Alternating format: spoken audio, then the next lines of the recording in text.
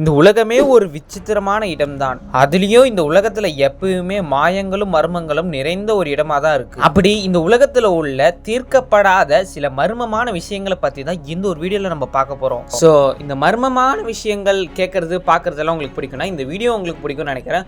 So வாங்க வீடியோக்குள்ள time waste பண்ணாம வீடியோக்குள்ள போகலாம். தி disappearing of DP Cooper.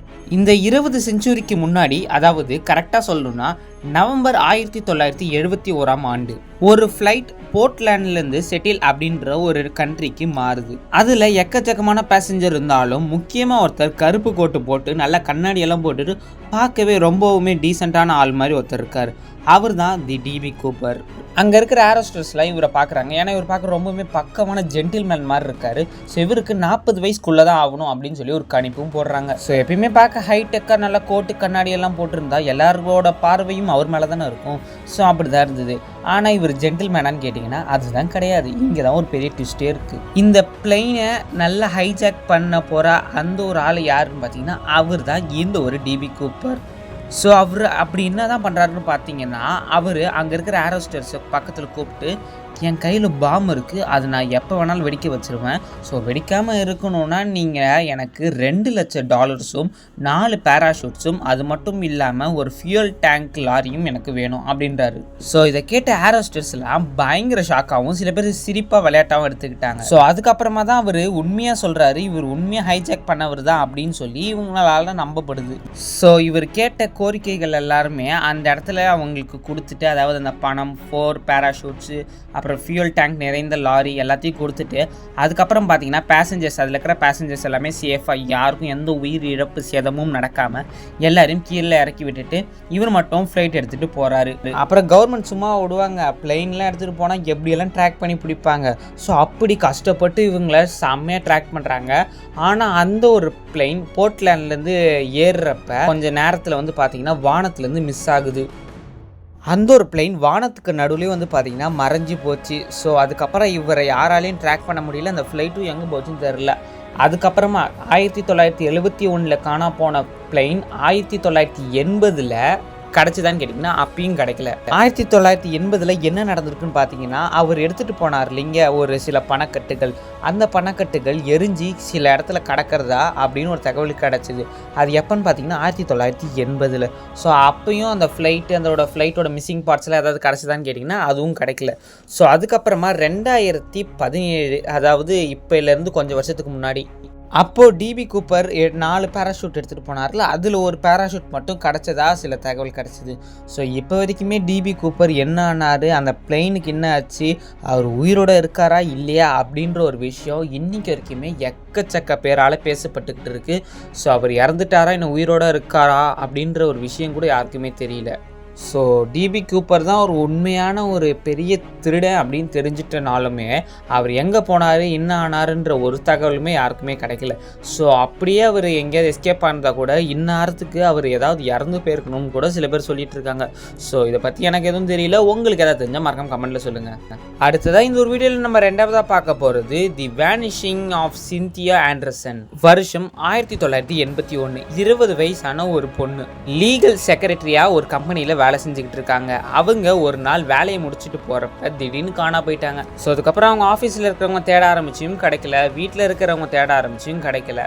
So வீட்டில் இருக்கிறவங்க போய் போலீஸ்கிட்ட கம்ப்ளைண்ட் கொடுக்குறப்ப காணா போகிறதுக்கு கொஞ்ச நாளைக்கு முன்னாடி இந்த ஒரு சிந்தியா ஆண்டர்சனுக்கு வியர்டான கனவுகள்லாம் வந்திருக்கு. வியர்டான கனவுகள்னால் நம்ம தூக்கத்தில் இருக்கிறப்ப நம்மளே ஒரு தூக்கத்துலேருந்து எழுப்புற மாதிரியும், நம்மளுக்கு தூங்குறப்ப செமையாக வேர்த்து கொட்டுற மாதிரியும் ரொம்பவுமே பயங்கரமான ஆக்ரோஷமான கனவுகள்லாம் வந்தால் நம்மளுக்கு எப்படி இருக்கும், ஒரு மாதிரியான இருக்கும்ல, அந்த ஒரு நேரம் தான் இவங்களுக்குமே வந்திருக்கு. ஸோ அப்படிப்பட்ட அந்த கனவுல முக்கியமாக இவங்களுக்கு அடிக்கடி தோணுது என்னென்னா, இவங்க கொஞ்ச நாளில் மறைஞ்சு போயிடுவாங்க, அதுக்கப்புறம் பெரிய பிரச்சனையாக போகுது அப்படின்ற ஒரு விஷயந்தான் அந்த ஒரு இடத்துல இவங்களுக்கு கனவாக வந்திருக்கு. இந்த ஒரு விஷயம் எப்படி தெரிய வருதுன்னு பார்த்தீங்கன்னா, அவங்க வீட்டில் இருக்கிறவங்க போலீஸ் கிட்ட கம்ப்ளைண்ட் கொடுக்குறப்ப தான் இந்த மாதிரியான ஒரு விஷயம் தெரியுது. இவங்க மாயமாக மறைஞ்ச கொஞ்ச நாளில் இந்த கம்பெனிக்கு நிறைய பிரச்சனை வந்தது. அதுலேயும் முக்கியமான பிரச்சனை என்னன்னா, இந்த கம்பெனிக்கு கஷ்டப்பட்டு இவ்வளோ நாள் நேர்மையாக இருந்த ஒரு மனுஷன் அந்த கம்பெனிக்கு ஏதோ ட்ரக் எல்லாம் கொடுத்து எங்கேயோ ட்ரக்லாம் சேல்ஸ் பண்ணி மாட்டிக்கிட்டாராம். அது மட்டும் இல்லாமல் அந்த ஆஃபீஸில் இருக்கிற சில பேர் மாற்றி மாற்றி கொலை செஞ்சுக்கிட்டதாகவும், அந்த கொலை செஞ்சுட்டு வந்துட்டு இந்த ஆஃபீஸில் தைரியமாக வேலை செய்கிறாங்க அப்படின்றதுனாலையும் அந்த கம்பெனியில் இருக்கிற நிறையா பேருக்கு எக்கச்சக்கமான பிரச்சனை விதவிதமாக வெரைட்டியாக வந்துகிட்டு இருந்தது. ஸோ அந்த கம்பெனி கொஞ்ச நாளில் இழுத்து மூடப்பட்டது. இந்த பிரச்சனைகள் எல்லாமே இவங்க, அதாவது இந்த சிந்தியா ஆண்டர்சன் அப்படின்றவங்க மறைஞ்ச பேருக்கு தான் வந்திருக்கு. ஸோ இதுபடி பார்த்ததில் போலீஸ் இன்வெஸ்டிகேஷன் என்ன சொல்கிறாங்கன்னு பார்த்தீங்கன்னா, இந்த கம்பெனியில் இருக்கிறவங்க தான் ஏதோ பண்ணி மறைச்சிருக்கீங்க, ஸோ அதோட விளைவுகள் தான் இந்த மாதிரி வந்து நடந்திருக்கு அப்படின்றாங்க. ஸோ கடைசி வரைக்கும் அவங்க உயிரோடு இருக்காங்களா இல்லையான்ற ஒரு விஷயம் கூட நம்மளுக்கு தெரியாமல் அவங்க மறைஞ்சு போயிட்டாங்க. உதாரணத்துக்கு இப்போ சில பேய் படங்கள்லாம் நம்ம பார்க்குறப்ப ஒருத்தவங்களை கொண்டுட்டாங்கன்னா அதோட பழிவாங்கல் நோக்கமாக தான் சில விஷயங்கள்லாம் நடக்கும் அப்படின்னு தெரியும்ல. ஸோ அதே மாதிரி தான் இங்கேயுமே ஒரு சில சம்பவங்கள்லாம் நடந்திருக்கு. ஆனால் இன்றைக்கி வரைக்குமே இவங்களுக்கு என்னாச்சு, எப்படி மறைஞ்சு போனாங்க, இறந்துட்டாங்களா, உயிரோடு தான் இருக்காங்களான்றது ஒன்றுமே தெரியல. ஸோ இது வந்து இன்றைக்கி வரைக்குமே ஒரு போலீஸ் ரெக்கார்ட்ஸில் ஒரு அன்சால்வ்டு மிஸ்ட்ரி கேஸாக தான் இருக்குது. ஸோ அடுத்ததாக இந்த ஒரு வீடியோவில் நம்ம மூணாவதாக பார்க்க போகுது சம்மர்டன் மேன். வருஷம் 1948 டிசம்பர் மாதம் நார்த் அமெரிக்காவில் எங்கேயோ இருக்கிற ஒரு பீச்சில் ஒரே ஒரு பாடி மட்டும் கரை ஒதுங்குது. ஸோ இதை எடுத்துகிட்டு வந்த போலீஸ் இவங்களை வச்சு இன்வெஸ்டிகேஷன் பண்ணுறாங்க. ஸோ இவர் யார் என்னன்றது கொஞ்சம் கூட தெரியல. ஸோ இவர் போட்டிருந்த ட்ரெஸ்ஸில் ஒரே ஒரு பேப்பர் துண்டு இருக்குது. அந்த பேப்பரில் என்ன எழுதியிருக்கு அப்படின்னு பார்த்தீங்கன்னா காமன் ஷீட் அப்படின்னு ஒன்று எழுதியிருக்கு. இதுக்கான அர்த்தம் வந்து பார்த்தீங்கன்னா இட் இஸ் ஃபினிஷ்ட், அவ்வளோதான், எல்லாம் முடிஞ்சு போச்சு அப்படின்றது எழுதியிருக்கு. ஸோ இந்த ஒரு டெத் முக்கியமாக ஏதாவது லவ் பண்ணி அந்த லவ் ஏதோ சூசைடாக மாறி இருக்கும் அப்படின்ற மாதிரி தான் இந்த ஒரு போலீஸ் இன்வெஸ்டிகேஷன் திரும்புது. ஸோ அந்த ஒரு டெத் இப்போ வரைக்குமே ஒரு அன்சால்வ்டு ட்ராஜடியாக தான் இருக்குது. ஸோ அது லவ் ஸ்டோரியில் தான் போய் முடிஞ்சிருக்கணும் அப்படின்ற மாதிரி போலீஸ் இன்வெஸ்டிகேஷன் திரும்பிடுச்சு. ஸோ அது அப்படியே முடிக்கப்பட்டது, ஏதோ ஒரு சூசைட் அட்டெம்ப்ட் அப்படின்னு. ஆனால் அதுக்கப்புறம் சில வருஷங்கள் கழிச்சு, அதாவது 2022 ஒரு டிஎன்ஏ அனாலிசிஸ் போயிட்டு இருக்கு. அதாவது இந்த ஒரு ஆள் 2022 இருந்த ஒரு ஆளுக்கும் டிசம்பர் 1948 இறந்த ஒரு ஆளுக்கும் சேம் டிஎன்ஏ மேட்ச் ஆகுது. இப்போ இந்த 2022 இருந்த அந்த ஒரு நபர் பேர் தான் தி கேரோல்ஸ் ஆஃப் சார்லோஸ் அப்படின்னு ஒன்று. இவர் வந்து எலக்ட்ரிக்கல் இன்ஜினியராக வேலை செய்கிறாரு. இவர் 1905 பிறந்திருக்காரு. ஆனால் இவரும் வந்து பார்த்தீங்கன்னா 1947 காணாமல் போயிருக்கிறதா ஒரு தகவல் கிடச்சிருக்கு. ஸோ போலீஸ் இன்வெஸ்டிகேஷன் படி மறுபடியும் இந்த கேஸை ஓப்பன் பண்ணுறாங்க. ஸோ அப்போ 1947 காணாமல் போன அந்த ஒரு ஆள் தான் டிசம்பர் 1948 இறந்து கரை ஒதுங்கி இருக்கிறதா ஒரு தகவல் கிடைக்குது. ஸோ போலீஸ் இப்படி தான் இது இருக்கணும்னு சொல்லி இந்த கேஸை வந்து முடிக்கிறாங்க. ஆனால் எனக்கு ஒரு சின்ன ஒரு டவுட் என்னென்னா, 1947 காணாமல் போன எந்த ஒரு ஆள் அப்படியே இறந்து போயிருந்தாலும் ஒரு வருஷம் கழித்து அவரோட பாடி கிடைக்குதுன்னா அவரோட பாடி எவ்வளோ அளவு அழுகி போயிருக்கணும். ஸோ அவரோட உடல்லேருந்து எல்லா பாகமும் போயிருக்கணும். ஸோ அவரோட எலும்பு கூடு மட்டும் தான் கிடச்சிருக்கணும். ஸோ நம்ம ஃபஸ்ட்டு பார்த்த கேஸில் வந்து பார்த்திங்கன்னா அவரோட பாடி அப்படியே தான் கிடச்சிது. ஸோ அவர் போட்டுக்க ட்ரெஸ்லேருந்து தான் அந்த பேப்பருமே எடுத்திருக்காங்க. ஸோ இவரும் ஒன்றான்னு பார்த்தீங்கன்னா கிட்டத்தட்ட ஒன்று தான். அடுத்ததான் இந்த ஒரு வீடியோவில் நம்ம நாலாவதாக பார்க்க போகிறது தி மேக்ஸ் ஹெட்ரூம் இன்சிடெண்ட்.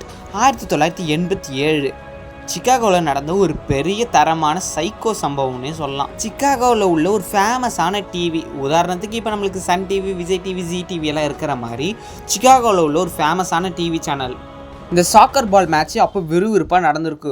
உலகமே அந்த டிவி சேனலில் பார்த்துக்கிட்டு இருக்குது. ஸோ ரொம்பவுமே பிரபலமான ஒரு கேம் ஷோ. இப்போ எப்படி இந்த ஐபிஎல், இந்த ஃபுட்பால் மேட்ச்லாம் நடக்கிற மாதிரி அப்போ இந்த மாதிரி நடந்திருக்கு. அப்போது நடுவில் ஸ்க்ரீனில் ஒரு கண்ணாடி போட்டுக்கிட்டு ரப்பர் மாஸ்க்கை போட்டுக்கிட்டு வந்து ஒரு மாதிரி பயங்கரமாக சிரிக்க பார்த்த ஆடியன்ஸ் பயங்கரமான ஷாக் ஆகிட்டாங்க. இது ஏதோ அனிமேஷன் இல்லைன்னா அவங்க தான் ஏதோ கார்ட்டூன் செட் பண்ணியிருக்காங்க, சேனல் நல்லா டிஆர்பி ஏற்ற தான் இந்த மாதிரியெல்லாம் பண்ணுறாங்கன்னு கேட்டிங்கன்னா அதுதான் கிடையாது. அவ்வளோ பெரிய டிவி சேனலே கிட்டத்தட்ட ஃபஸ்ட்டு ஒரு 30 செகண்டுக்கு 2022 நவம்பர் 1987 30 செகண்டுக்கு டிவி சேனலை வந்து ஆஃப் பண்ணிட்டான். ஃபஸ்ட்டு ஒரு 8 செகண்ட்ஸ் வந்து டிவி சேனலே முடக்கி வச்சுட்டான். இந்த ஒரு ஹைஜாக். அப்படி அவன் வந்து என்னடா டிவியில் பேசுன்னு கேட்டிங்கன்னா எதுவுமே பேசல, ஒரு மாதிரியான சிரிப்பு மட்டும் சிரித்தான். அதுக்கப்புறம் மொத்த டிவி சேனலுமே 8 செகண்டுக்கு கிட்டத்தட்ட ஒர்க்கே ஆகலை. அதுக்கப்புறம் பார்த்தீங்கன்னா கொஞ்சம் நேரம் மறுபடியும் அந்த சாக்கர் ப்ரோக்ராம் நடந்தது. ஸோ அதுக்கப்புறம் வந்து பார்த்தீங்கன்னா கிட்டத்தட்ட 30 செகண்ட் அவன் தான் ஒரு பெரிய ஹைஜாக்கர் போல் 30 செகண்டுக்கு டிவி சேனலில் ஹைஜாக் பண்ணியிருந்தான். ஸோ அவனை ட்ரேஸும் பண்ண முடியல. அப்புறம் பெரிய பெரிய இன்ஜினியர்ஸ், ஹைஜாக்கர்ஸ் எல்லாம் சேர்ந்து டிவி சேனலில் மறுபடியும் ரிகவர் பண்ணிட்டாங்க.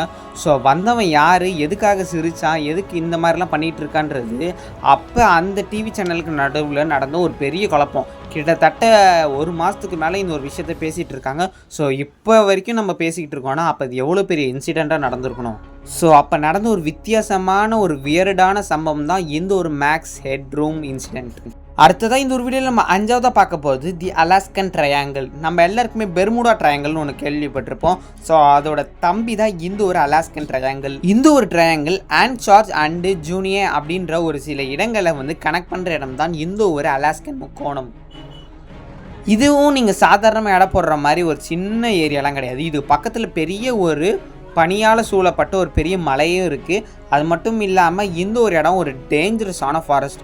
இதுக்கு மேலே போன நிறைய பிளெயின்கள் வந்து காணாமல் போனதாகவும் கிட்டத்தட்ட 20,000க்கும் மேற்பட்ட மக்கள் இந்த ஒரு இடத்துல தான் காணாமல் போனதாகவும் நிறைய பேர் இறந்தும் போயிருக்காங்க. ஸோ இந்த இடத்துல வந்து காணாமல் போனவங்க நிறைய பேர். ஸோ அது மட்டும் இல்லாமல் 1972 ஒரு குட்டி பிளெயின் கூட காணாமல் போயிருக்கு. ஸோ எல்லாமே நடந்திருந்தாலும் ஒரு முக்கியமான இன்சிடென்ட் இந்த 1972 ஒரு குட்டி பிளெயின் காணாம போச்சுல, அதில் முக்கியமான ஒரு தலைவரே இருந்திருக்காரு, அவரும் சேர்ந்து காணாமல் போயிட்டார். ஸோ இந்த ஒரு அலாஸ்கன் ட்ரையாங்கிள் மேலே போகிறதும் பெரிய டேஞ்சர்ஸ் அப்படின்றாங்க. ஸோ இதில் காணாமல் போனவங்க எல்லாருமே சில பேர் என்ன சொல்கிறாங்கன்னா, இந்த ஏலியனால் சூழப்பட்டு அவங்கெல்லாம் மறைஞ்சு போயிட்டாங்க, இந்த ஏலியன் கண்ட்ரோலுக்கு இந்த உலகம் வந்துடுச்சு.